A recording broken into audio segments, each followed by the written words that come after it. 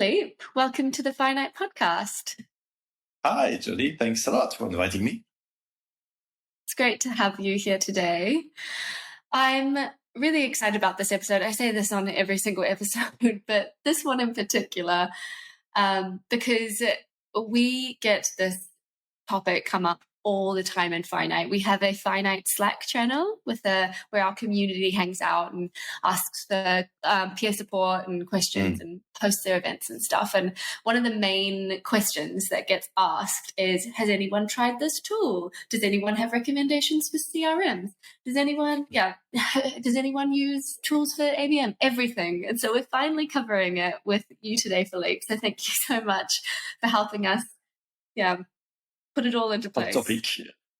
Tools are us, like Toys R Us, I always say. It's been for the last few years an explosion, and I think it's gone too far to a point where we need to downsize. But again, there's no magic recipe. I would say that first. It is on a really case by case, depending on the goals, depending on the size, the budget, and all that stuff. But we're going to talk about it. Yeah, that's true, actually. That's a nice little caveat to start with, is that this is just one perspective, and you can name your favorite tools or your most hated tools, and it's just opinion, but a very informed opinion of that. I'll do my best. Yeah. Cool. So we'll start by hearing a little bit more about yourself, your background in marketing, maybe touch on how you've used tools over your career and stuff like that. Sure. Well, I'm an old school marketer. I've been in B2B marketing for 30 years now. So when I started, it was 1992. The internet only started. So I was, still with the old modem and email addresses and all that stuff and old Mac. And especially in the last 15 years, through my different roles, and the last 7 or 8 years working more on e-commerce and SaaS, there's been an acceleration, obviously, in terms of MarTech, in terms of MarOps, of data, analytics, insights, you name it, which keeps me on my guard, if you want. I'm never bored, even after 30 years in marketing. That's the beauty of having more of a technology angle, if you want. By the way, I have an IT degree before marketing, so I think it's worth mentioning that. I used to code in COBOL and C language, so I have kind of an advance, despite my old age, understanding the importance of IT.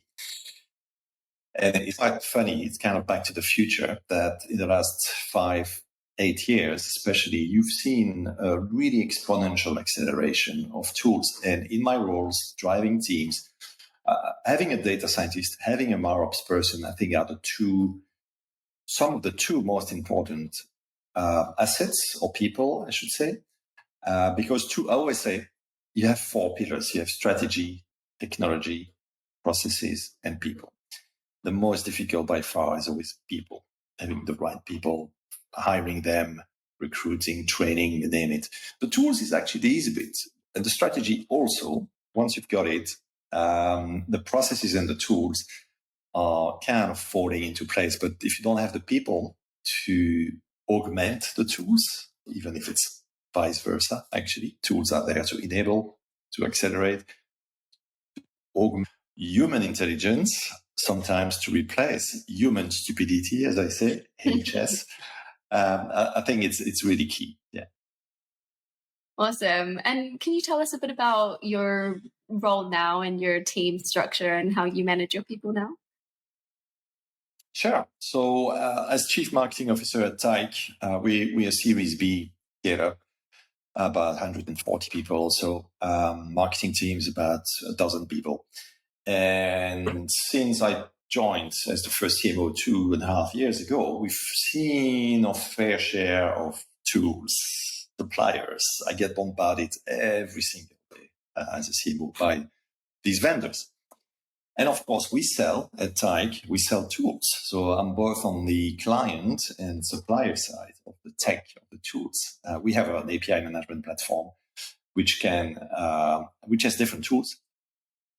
Portal, gateway, full-on platform end-to-end. And if I make the analogy with marketeers, it is hard to have a tool like Tyke, which does kind of everything, or you pay a lot more money than what you pay at TIE, for example. So my career, my team has been evolving. Obviously, we have content marketeers, we have designers, we have MarOps, we have product marketing, we have demand management, platforms, you name it. So it's very much tech and data driven, intelligence driven. And I think it's important when we talk about MarTech, you can have the best tool, whatever, well known, like 6 Sense, for example. But if you don't have the right people to use them in the right way for the right goals, commercial goals and strategy, you can spend a lot of money. You don't need such a tool. You can use Google Sheet if you have the right people and kind of scrapping data and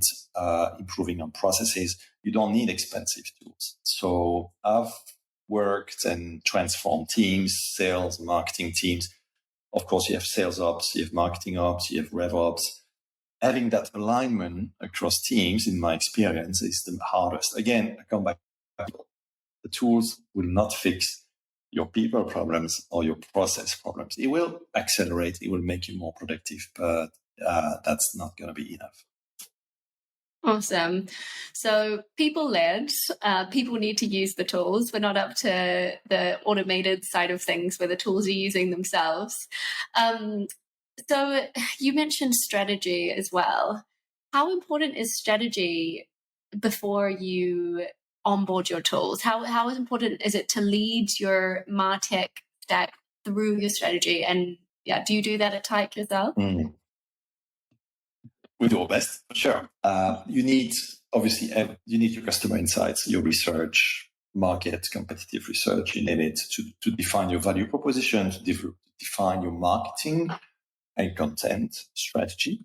That comes first for me. That's the first layer. And update it, obviously, as your market evolves and your competition evolves and your customers.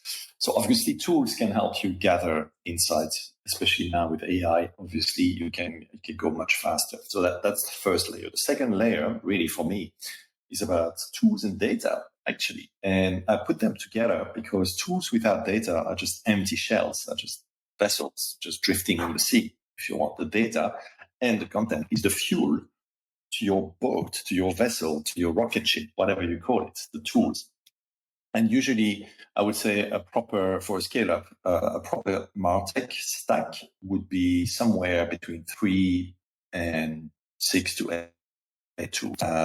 There's no point trying to handle more than that. That's the second layer. The third level is layer 3 is about processes. So of course you need some kind of processes before you decide what tools you have, but that usually can be defined, documented once or as part of your tools or MarTech strategy or approach. And then finally come the reporting and the optimization, which ideally reporting is already baked in your tools. For example, we use Content Square, we use Forward.ai, we use Databox, we use HubSpot. Each has a different level of reporting and optimization, but what you need is a cross-team, cross-tool reporting so that you can, for example, using Databox, you can optimize across your tools, across your processes, what your team is doing. Awesome. In general, I feel like it sounds as though you have this almost centrism on tools. You're hyper-focused on them. I know you mentioned marketing ops before. Do you think that what role does marketing ops play in all this? It feels like you need that kind of central figure and central function to drive all of this. Is that what you rely on? Oh, totally. It's a game changer. Having RevOps, ideally, or MarOps and sales ops is essential. Again, they are people, right? If you don't have the governance, the MarOps strategy, somebody to be the glue, to connect the dots between the teams, the stakeholders, between the different processes, governing the tools with legal, with finance, governing the data, again, the fuel to the tools. You're going to spend a lot of money. You won't get what we call time to value from your tools or value in terms of client. So it is a critical function. And I must say, I've learned by failing in a way and not having the right people and certainly having the right person, like now we have at Tyke, is totally a game changer for the whole team. Awesome. And you talked about kind of efficiency of your budget and making it stretch as far as possible. Speaking of budgets, how much would you recommend people spend on their MarTech?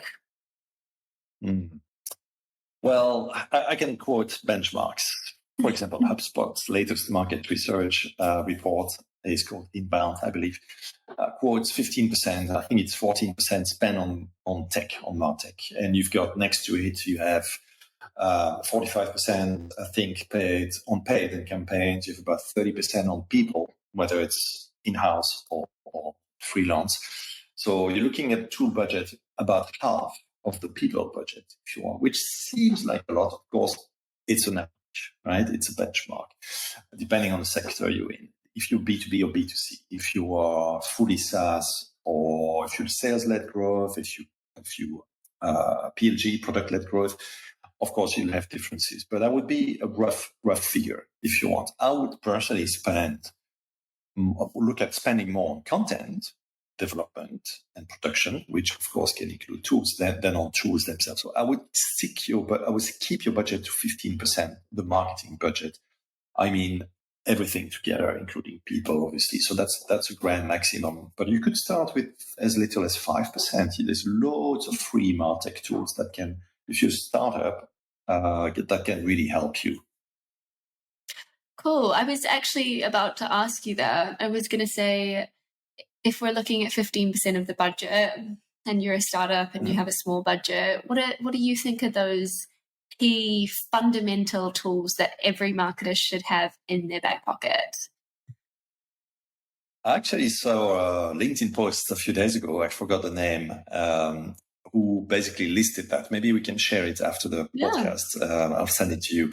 It's not from me. So it basically answered that question. So you have obviously tools like Google Analytics, I mean the Google Suite, right? Google Sheets and all that stuff. That can do a lot already for you. You have automation tools like Zapier that can connect the dots, that can already push a lot of your data into or across tools using APIs, which is what we like at Tag, of course. You have simple tools like reporting tools like Databox, which with a few clicks, you don't need a 6-month onboarding and experts. Even me as a CMO, I can just connect, click, and create my own dashboard. So you want obviously a strong UX, an easy UX for your marketeers, because very few marketeers, I'm afraid, are data focused, are analytical, are tech focused, and that's again the people side that's missing. You can train people, but if you don't have the right aptitude, or I should say attitude, aptitude being the skills, but attitude, having an interest in tools, using the tools to improve your performance, to improve your KPIs, your OKRs, you're not going to get far, really. So we can maybe share, as I said, a list of those tools. But you have, I mean, obviously tools like HubSpot can be expensive, but Salesforce also, it's more for enterprise, for example. While you can use CRM tools like email tools like MailChimp and ActiveCampaign, for example, where you can already have automation, activation. You have all kinds of growth marketing tools on LinkedIn to scrape the data. You have more and more. I mean, there's thousands of tools really, so it would be hard for me to give you a complete list because it depends on your goals, again, on your commercial goals. Do you want to boost the top of the funnel? Do you want to create more opportunities? Yes, but faster. Do you want to focus on customer retention or expansion or workflow, content nurturing? Based on your goals and what the board wants you to focus on. For us, for example, it is creating as many deals or opportunities as quickly as possible, and pipeline and ARR. Is the name of the game. So any tool that will focus on that should be a priority and should be where you spend your money. If your brand awareness is where it should be, you don't set it in, for example, social media tools, social media branding monitoring tools. So again, based on your goals, strategy first, commercial strategy, I should say, not just marketing, then you can define, okay, I'll spend more money on this side of the funnel, less money on that. Awesome. Do you think that tools should be swapped in and swapped out quite frequently, depending on those needs? Or do you think there should be kind of a long-term investment in them? Good question. My principle as a CMO is not to get into contracts longer than a year. And of course, we know the vendors, right? Oh, here's a nice discount if you subscribe for 2 years or 3 years, and the lock-in. So, which, for example, we don't do at Tech, and our bigger competitors do that. Then in year 2, you kind of screw it because either it's architecture or consumer usage-based or users-based, and then you see your budget completely exploding, going through the roof. So my principle is 1 year maximum, ideally quarterly renewable, because in a SaaS world, we're talking about the SaaS community here, things move super fast, as we've seen in the last 2 years, ups and downs. If you're in B2B, especially B2C keeps expanding, but B2B has gone through a really tough time, and you don't want to commit too long. So I have a good CFO who I get on really well. So as a CMO, you need to really manage your cash flow or your costs, because that's ROI. The board is going to look, wow, you spend 25% of your budget for the next 2 years on tools. Where's the ROI? What is the cost per deal? What is the cost per SQL from those tools? And a lot of these tools you cannot attribute directly. It is an influence, but it's not a sourced attribution to a specific tool. With some, of course, like that, PPC is an exception, where you can attribute to specific banners, specific posts, etc. Awesome. Thank you. That was a great answer. At those kind of quarterly and yearly points where you are looking to renew or ditch it, what do you look for in a tool? Is it mostly led by your strategy changing, or are you actually thinking this has worked for me, or how do you make those decisions? Good question again. I usually rely on my MarOps or data scientists to give me those kind of intelligence. So I ask questions. That's another point. When you have tools, it's not about, all the features. No, it's about what kind of job to be done do you have? What kind of thing? What kind of question do you want to be answered? For example, my question would be, how has our cost per deal changed month by month over the last 12 months? And what is the velocity between each stage of the funnel? I would look into it. I would get answers from HubSpot, from whatever paid tool you're using, from social media. What's the engagement? What's the influence on the score? For example, what is the influence of the scoring? Ideally, you have a predictive scoring tool like Forward.ai, which we use, which allows you to say, contacts and accounts are evolving in terms of intent, in terms of your ICP1, ICP2, etc.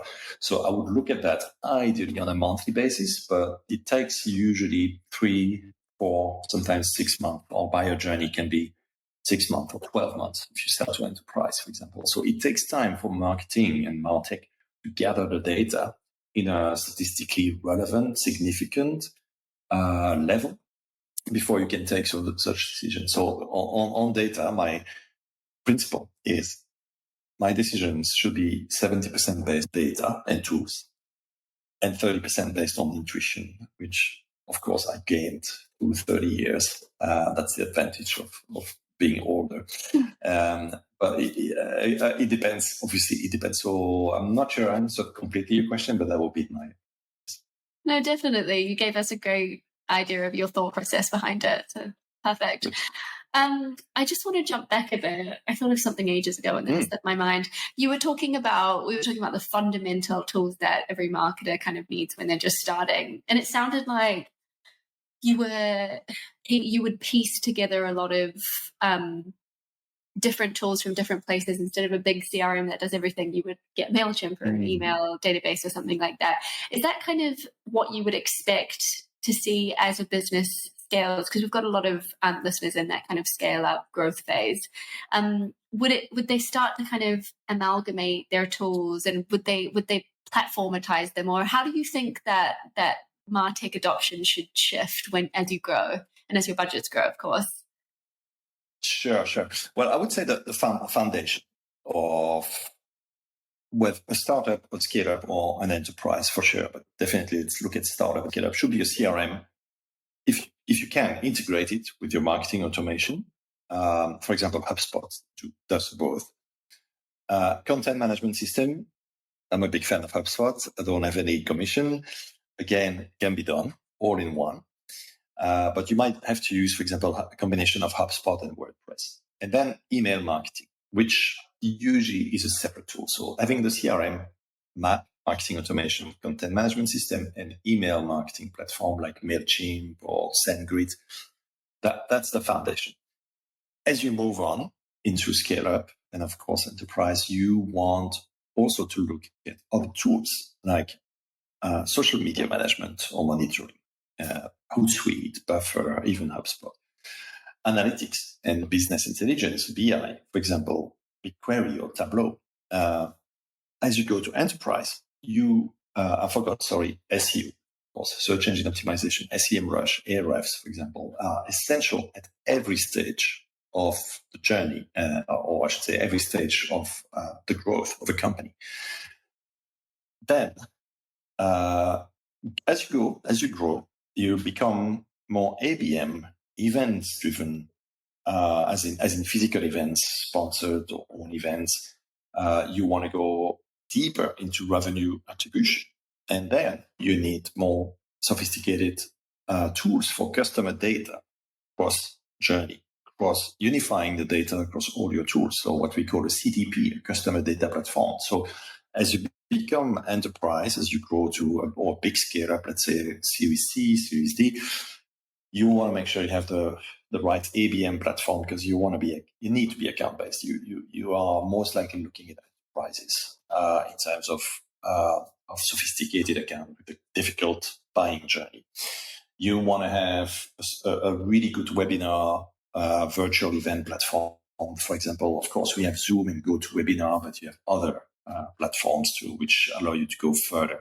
So these additional tools on top of the foundation are rarely baked in or to the right level into one set. So I would say I come back to my definition of 5 to 8 tools.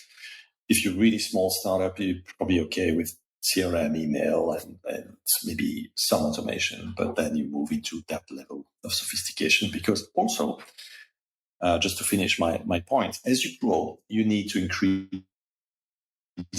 compliance, obviously data privacy. You want to make sure that scalability and integration is baked in, that you don't have data silos, that all your tools are really glued together. You also want to be finer in terms of segmentation and personalization, smart content on your website, on your emails.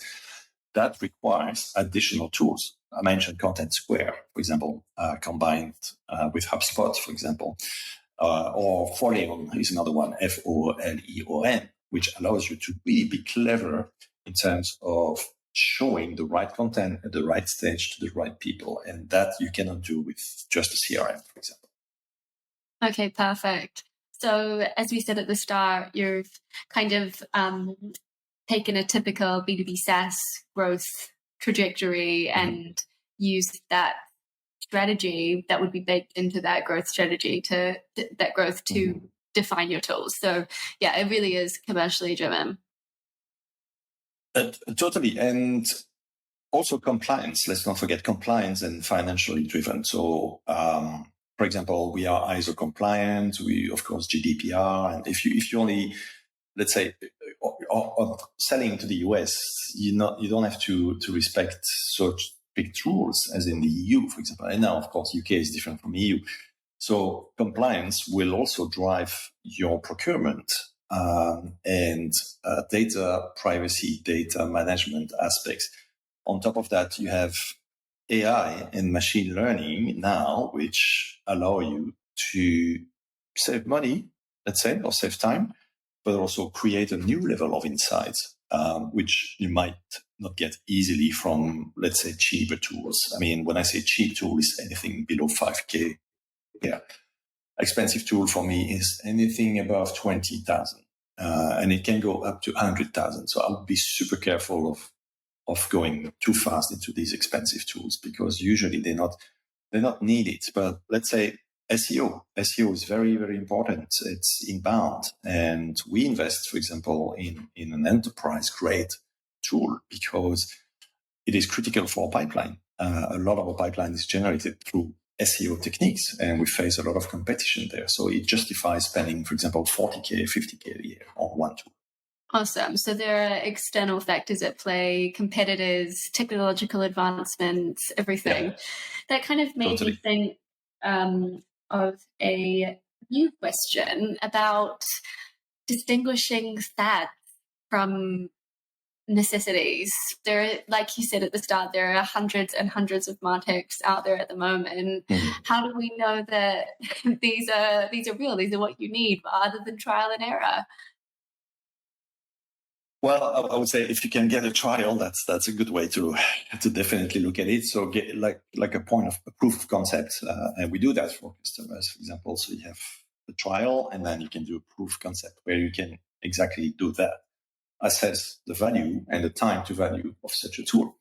So if a vendor doesn't want to do that, well, it starts to raise alarm bells, right? It just tries to push you into 1-2 year kind of, no, we don't do POCs. You just have to sign here. So I would be really careful about that. Now, testing the vendor or the tool provider with your use cases. So let's say with your team, always think about, okay, what are the jobs to be done or the use cases you want to solve, right? And give some sample data and let them show you how it would work in your environment. So of course, NDAs and all that stuff, but that is the best way to reduce your risks in terms of making maybe expensive mistakes. So of course, look at reviews, ratings, peers, ask your other colleagues, but nothing replaces a proof of concept or a use case kind of based testing, if you want, test phase. Yeah, that was really great advice. I was actually going to ask how you determine which one to go for out of so many as well, even if it isn't a fad. Or I also think, maybe the challenges can be fads if they're telling you that you have an issue that you're like, well, I could have this issue, or it could be something else, or yeah. I think you can already do a lot of own research by using G2 and PeerSpot and what you can already eliminate a lot of the tools. But I think you also learn by mistakes. I must say it's not that it's big mistakes. It's just like that tool covers, let's say, 60-70% of our needs, but we found out that we could do it for half the price, and then you switch. Or you could find out that for the same amount of money, you can get 90% of your needs. So in year 2, you can switch based on your first learning. So I think it's normal. It's really hard sometimes to know for sure. Yeah, but careful stepping stones means that any move you make wouldn't be that bad if it's the wrong one, for sure. So you've mentioned a few tools, and I don't want to make this a big marketing ad. Trust me, this episode is not an advertisement. We haven't been paid by anyone. No. But I do just want to ask you, what are your favorite tools at the moment? What's giving you joy? What's making your strategy pop? Okay. My favorite tools of the month, and it's not like they change every month, but and I must say, as a CMO, I don't get deep into the tactical details. I'm very much data and dashboard focused. So what I've seen over the last, let's say, couple of years, I used to use a reporting tool called Infinite based in Israel, which I really liked. HubSpot, obviously, is my go-to CRM and more. HubSpot. By the way, when we talk about tools, it's really important to look at the onboarding, customer service, and experience, not just the way the tool, but what I've learned is the people on the vendor side will make you or break you in terms of tools. If they don't provide that level of personalized service and onboarding, you and your team will be lost. So combining the tools and the customer service there. So HubSpot, Forward.ai, for lead scoring, predictive scoring AI, or as it says, .ai. Well, it's not always the case. Content Square, recommended by my colleagues and proving to be a very strong tool for website, for any content assets, reporting, etc. I would quote Databox, I've mentioned it, as a very simple reporting tool connecting all the dots, all the sources, all the tools together into simple dashboards at board level, at team level, for anyone, really. What else? These are kind of my 4 or 5 go-to tools for this year, at least. Hopefully I don't have too many competitors listening, but you can usually find that on SimilarWeb. I mean, I'm just only quoting the big ones where you have to pay more money. See, there's plenty of. I used to be a fan and use Hootsuite also. What else? There's a web platform, web events platform I participated in, but the name I forgot the name. I'm sorry about that. But we can share it after once we share this. Yeah, definitely some big hitters there. I'm sure people will have heard of, and maybe haven't taken that leap yet. So I hope this episode has inspired everyone to think differently about their MarTech stack. It definitely has made me think differently. It's definitely a commercial driven decision to invest in a MarTech stack, and which you do, and how that grows as your business grows. And then also an unexpected theme that has kind of come out in this episode is that MarTech is very people focused, and not only the people that are using it, as you say, but the people that are selling it. It's very kind of intuitive, whether you get a good vibe or you want to quit and move on to the next. So thank you so much, Philippe. It's been great to hear from you about this, and hope to have you maybe next year when you've got a new list of favorite MarTechs. Or before, Thanks a lot, Jody, and I'm a big fan of Finite, and great to be invited. And anytime you want to meet to cover MarTech or other topics, really keen to do so and help my colleagues. So thanks again.